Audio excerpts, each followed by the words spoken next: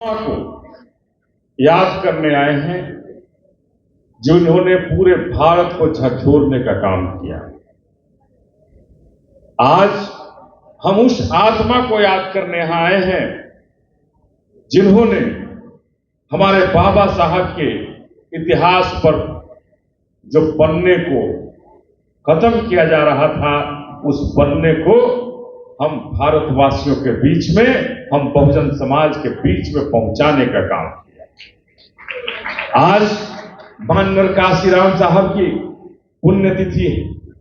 आज ही के दिन वो हम सभी को छोड़ गए थे। मैं बिहार प्रदेश प्रभारी होने के नाते अपने पूरे बिहार प्रदेश के बहुजन समाज पार्टी के सभी कार्यकर्ताओं के तरफ से माननीय काशीराम साहब पर, उनके चित्र पर माल्यार्पण करते हैं, उन्हें फूल चढ़ाते हैं और ये कहना चाहते हैं कि आपने जो सच्ची रास्ता हमें दिखाई है, आपने जो राह दिखाई है, उस राह से आपको मानने वाले जो हम अनुयायी हैं आपके, वो कभी भी बदलेंगे नहीं और आजीवन आपके राह पर चल करके आपके बताए हुए मिशन को जब तक पूरा नहीं कर लेते हैं तब तक सांस आराम से नहीं लेंगे। आपके लिए सांस लें।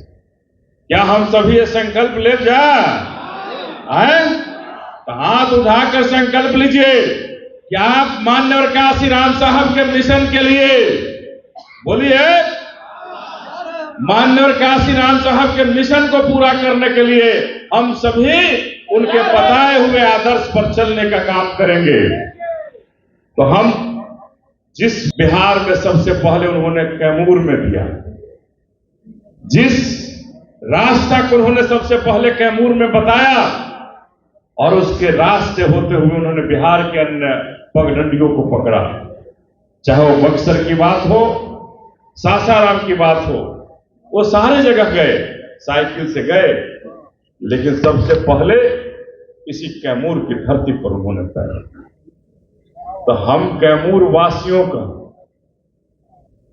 कुछ तो फर्ज हो ना हमने के, तो इस बार हम लोग अपने फर्ज को अदा करें। ये पिछली बार भी बिहार का जब चुनाव हुआ, उस चुनाव में आपने बहुत मेहनत किया और इस कैमूर की धरती से 2-2 सीट पर आपने आर पार की लड़ाई लड़ करके विधानसभा में 2-2 सीट पर भेजने का काम किया था। अपने हाथी को, अपने माननीय काशीराम साहब के अनुयायी को, 2-2 लोगों को विधानसभा में पहुंचाने का काम किया था। लेकिन एक सर्टिफिकेट ही चोरी हो गया और दूसरा विधानसभा पहुंचा तो उसे नीतीश कुमार ने चुरा लिया। लेकिन दोनों चोरी हो गए, चोरी हो गए दोनों। लेकिन मैं आपको आश्वस्त कराने आया हूं, आपका बेटा हूं, भाई हूं, जो करना होगा करेंगे, लेकिन इन गद्दारों को सबक सिखाएंगे और पार्टी से किसी भी परिस्थिति में बाहर नहीं जाने देंगे। उनके घर पर, उनके दरवाजे पर मरना होगा मरेंगे, लेकिन उन्हें बहुजन समाज पार्टी को छोड़कर दूसरे दरवाजे नहीं जाने देंगे। ये मैं आपके बीच में कहना चाहता हूं और इसीलिए आया हूं आपके बीच में। एक माननीय काशीराम साहब का भाषण हम सुन रहे थे। उन्होंने कहा कि उत्तर प्रदेश में 40 लाख में विधायक बिक गए, 40 लाख में विधायक बिक गए। ये हम नहीं बोल रहे हैं, ये माननीय काशीराम साहब ने कहा था कि 40 लाख में विधायक बिके। कांग्रेस के भी बिके थे और बहुजन समाज पार्टी के भी 11 विधायक बिकते, लेकिन 12 विधायक अभी भी बचे हुए थे और उन 12 विधायकों को यही भारतीय जनता पार्टी के लोग करोड़ों रुपया की बोली दे पहुंचा दी। 1 करोड़ देंगे, मंत्री बनाएंगे, लेकिन वो 12 विधायक टस से मस नहीं हुए तो मान्यवर साहब ने कहा कि देखो, जिसको बिकना था वो बिक गया, लेकिन अब मेरा समाज नहीं बिकेगा, चाहे जो बोली लगानी हो तुम लगा के देख लो, वो मेरा समाज नहीं बिकेगा। तो हम यही कहना चाहते हैं, आप भरोसा रखिए।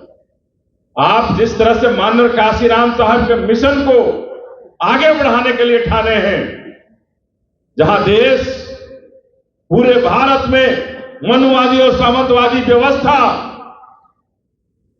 न जाने कितनी शक्तियों की पूजा करती है, और वहां हमारा ये बहुजन समाज, वहां हमारा ये शूद्र समाज बाबा साहब का पूजा करता है, भगवान बुद्ध का पूजा करता है, और अपने माननीय काशीराम साहब का पूजा करता हो। ये समाज अगर जग जाएगा तो उसी दिन हमारे माननीय काशीराम साहब का मिशन पूरा हो जाएगा, उसी दिन पूरा हो जाएगा। फर्क है तो आपको जगने की, आप जिस दिन जग जाएंगे उसी दिन माननीय काशीराम साहब का मिशन पूरा होगा और बाबा साहब का सपना पूरा होगा।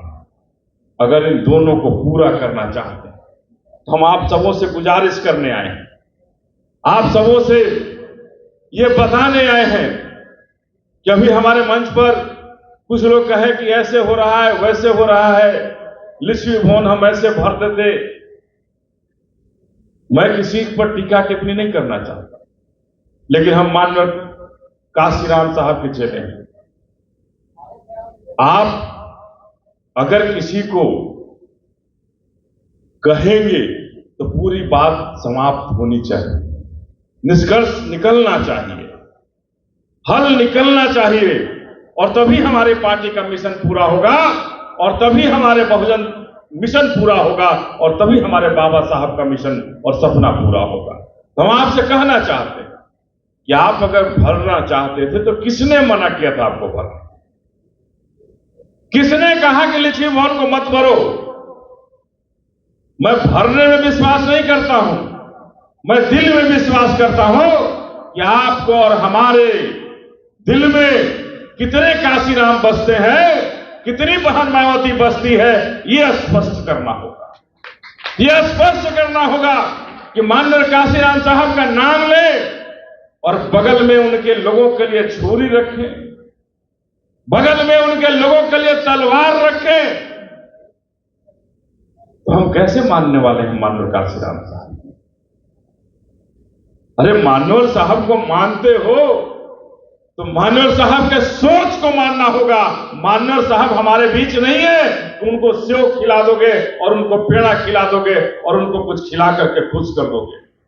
माननीय साहब के सोच को मानना होगा, और उनका जो सोच था उस सोच को पूरा करने के लिए तुमको लड़ना पड़ेगा, तब माननीय साहब का सच्चा सिपाही हो सकते हो, और तब उनके मिशन को पूरा करने के लिए आप आगे बढ़ सकते हो। हम ये कहना चाहते हैं आपको कि ये आपस की छोटी छोटी जो चींटी काटने वाली जो लड़ाई है, बंद करें।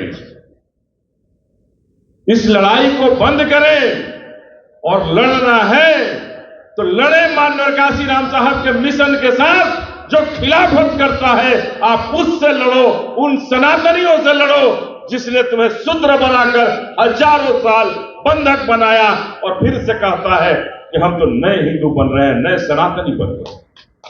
लड़ना है तो उनसे लड़ो। तो लड़ने की ताकत होनी चाहिए। माननीय काशीराम साहब कभी भीड़ पर विश्वास नहीं किए। उन्होंने तो यहां तक कहा कि तुम घर बैठे रहो, तुम अपनी ताकत दोगे नहीं दोगे, मुझे इसकी फिक्र नहीं है, मुझे सत्ता पर काबिज होना है, मुझे उसकी फिक्र है। आप भीड़ में भीड़ दिखा देंगे इसकी चिंता नहीं है, चिंता इस बात की है कि आप कितने घरों तक माननीय काशीराम को पहुंचा सकते हो, हमारे बाबा साहब को कितने घरों तक पहुंचा सकते हो, और ये कितने घरों तक पहुंचाते हो कि कांग्रेस ने हमारे समाज के साथ कितना धोखा। आज अगर बहुजन समाज पार्टी नहीं जन्म ली होती, आज अगर माननीय काशीराम साहब अपनी ताकत नहीं लगाए होते, तो कांग्रेस का सफाया भारत से नहीं होता। ये माननीय काशीराम साहब का देन था और उन्होंने कहा था कि हमने कांग्रेस को तो सबक सिखा दिया, लेकिन अब किसको सबक सिखाना है? अब भारतीय जनता पार्टी को सबक सिखाना है। तो आज माननीय काशीराम साहब हमारे बीच नहीं,